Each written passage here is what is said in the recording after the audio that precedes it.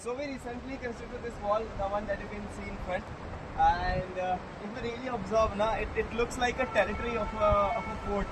So this is the boundary of our kingdom, and up there is our castle, the fort, the main fort. And if you just see this whole geography of this area, so if you turn the camera, there's a river. And the place I'm standing right now, in summers what happened, this whole area get filled of water because of the lot of glacier get melted up there, and then this water hole comes here, and then it looks like the earlier the kings used to do the strategy to save their kings where there's a fort. So what they used to do, they make a river in front of their fort, and then they construct a big wall.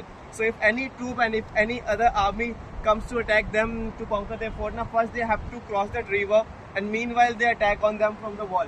And if somehow they have managed to cross the river, then they have to fight the wall first, and then only they will be able to conquer the main fort.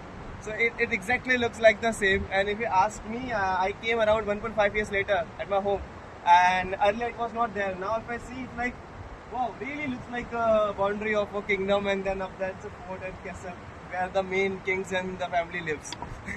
And right there it's a glacier water. This river called Chandrabhaga.